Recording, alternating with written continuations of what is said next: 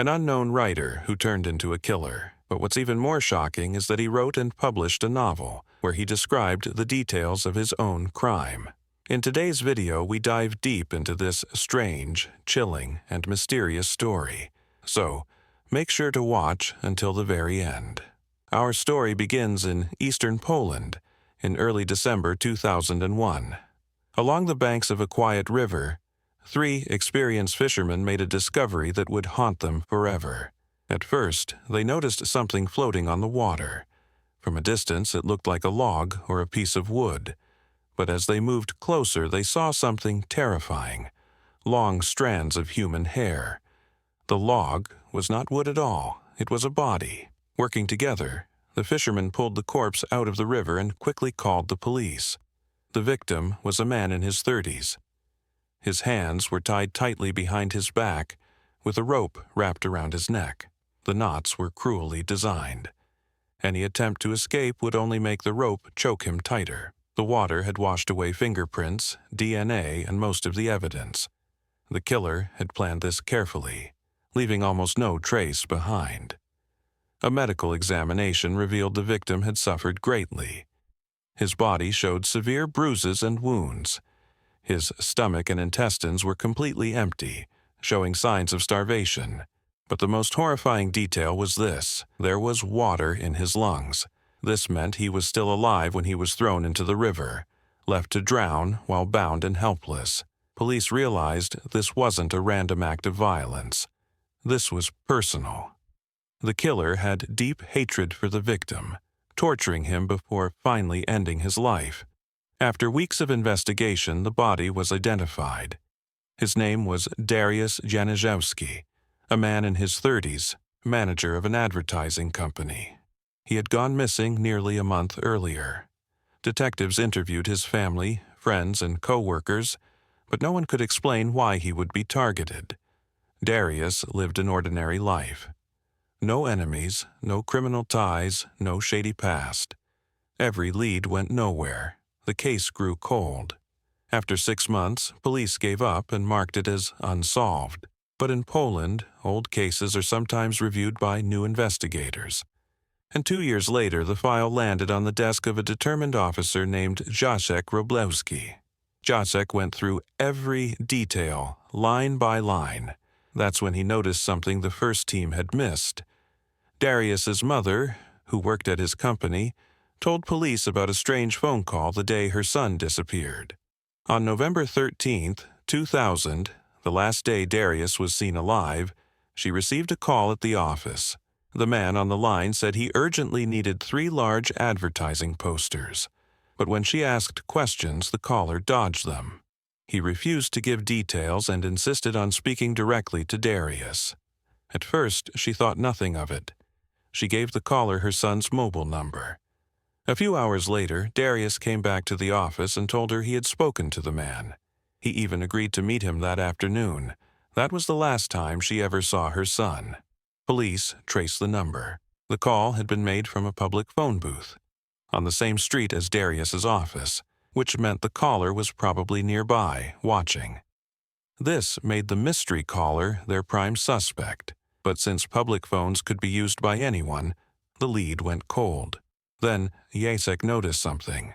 Darius's mobile phone was never found. Not at the crime scene, not in his office, not in his car. The original investigators assumed it was lost in the river, or destroyed by the killer. But what if the killer had kept it? Following this thought, Jacek searched Darius's office again. There, he found the original invoice for the phone, with its unique number. Tracing it through the phone company, he made a shocking discovery. The phone was still being used, 2 years after the murder. Jacek tracked the phone's journey.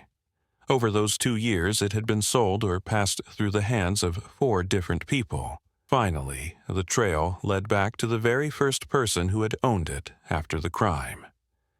That person admitted they had bought the phone from an online marketplace. And here's the shocking part. The purchase happened just 3 days after Darius disappeared. This discovery suggested something chilling.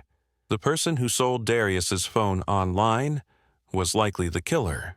The investigator dug through the website's archives. The phone had been listed for just $100, and the seller's username was Crispy7. When police checked deeper, they uncovered the seller's real identity, Krystian Bala. Christian was a man in his 30s, but he wasn't just anyone. He was a writer, an author of dark novels. For investigator Jacek, this was the first real breakthrough. To learn more, he picked up Christian's latest book, a crime thriller called Amok. As Jacek read the pages, he felt uneasy. It didn't feel like a work of fiction. It felt like a diary, a confession. The main character in the novel was named Chris. He was written as a cold, almost superhuman figure. And in Chapter 9, the story described the brutal murder of a woman named Mary, Chris's lover. When Mary betrayed him, Chris tied her hands with rope, wrapped it around her neck, and tortured her before finally killing her. Then, he got rid of the murder weapon and other evidence by selling them on an online marketplace. The similarities were too close. The rope, the knots, the torture, all matched the real-life murder of Darius. It was as if Bala had written his crime into his own novel. Police wanted to question him, but they soon discovered Bala had fled Poland right after the crime in 2001. Without enough evidence, they couldn't pursue him internationally. Years passed. No solid leads, no proof. But then, in 2005, everything changed. At a Polish airport, security scanned a passport and flagged the name, Krystian Bala. 4 years after Darius's death, he was finally back in Poland. Police arrested him on the spot. The long-awaited interrogation began. Christian sat calmly across from the investigators. His answers were clever, controlled, and gave nothing away. Then one officer asked him a simple question. Did you commit the crime alone? Or was someone helping you? It was meant to provoke him, and it worked. Christian's calm mask slipped. Offended by the idea that he might be seen as just an accomplice, he blurted out, "No, I did it all by myself." From start to finish, the room went silent. Investigators were stunned. But within moments, Christian broke down. He clutched at his clothes, gasping, screaming, demanding a doctor. An ambulance was called. A doctor examined him but found nothing wrong. He was perfectly healthy. Back in the interrogation room, Christian once again denied everything. He claimed his earlier words were a mistake, and he refused to sign any confession. The investigators realized what they were dealing with: a manipulative narcissist who enjoyed playing games. If they wanted to convict him, they needed hard evidence. So, Jacek dug deeper into Bala's past. Christian was intelligent, charming, and a storyteller. But behind the mask, he was also a liar and a manipulator. His personal life was full of failures, failed businesses, failed relationships. He had once been married, but his wife divorced him in 2000. For Bala, this was unbearable. His pride couldn't accept it.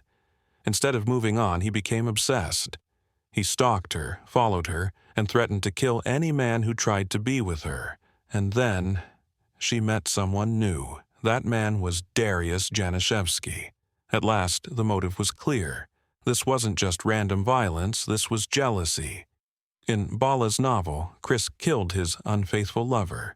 In real life, Bala killed his ex-wife's new lover. Darius was tortured for days, starved, then tied with rope and thrown alive into the river. When Bala was finally arrested, the case exploded in the media. Newspapers across Europe and America picked up the story. It wasn't just a murder anymore. It was the tale of a writer who may have confessed through his own novel. The craziest part? Christian Bala's novel became a bestseller, not only in Poland but across Europe. His crime story turned him into a famous writer. But when the trial began, the court made a shocking decision. Bala's novel could not be used as evidence. The prosecutor explained that a book is fiction, not proof. Even if the story looked similar to Darius's murder, it wasn't enough to count as a confession. Ironically, Bala himself begged the court to use his novel against him. He even tried to submit it as evidence, but the judge refused. The trial, the judge said, was about the crime, not about literature. This crushed Bala's defense strategy. His calm and confident attitude quickly disappeared once he realized the case against him was growing stronger. And then came the evidence. Instead of destroying it, Bala made a stupid mistake. He sold it online. Second, the phone card used to make the mysterious calls. Investigators proved the same card was used to call Darius's office and later his personal number. That card was registered to Bala. Third, the testimony of his ex-wife, Stasia. She told the court about his violent behavior, his obsession with her after the divorce, and his threats to kill any man who came into her life. She also confirmed that she was in a relationship with Darius before his death. Fourth, items found in his mother's house. When police searched the place where Bala had lived, they found a note with details about Darius's company. Bala had always claimed he didn't even know who Darius was. That note proved he was lying. Fifth, Bala's online activity. On a crime show's website, a program that had covered Darius's murder, investigators discovered comments written by Bala himself. Piece by piece, the evidence stacked up. It was enough. Finally, the court reached its verdict. Krystian Bala was guilty of murder, but the punishment shocked many people. Despite the brutality of the crime, the torture, the drowning, and the twisted novel inspired by it, Bala received just 25 years in prison. That means he will be free in 2032, around the age of 60. By then, he will still have money waiting for him in the bank, profits from the book sales that made him rich and infamous. Even today, Bala continues to deny everything. He claims the court and police wrongly used his novel to frame him. And that's the end of this disturbing case. What do you think? Was the verdict fair? Thanks for watching. Don't forget to like and subscribe our channel.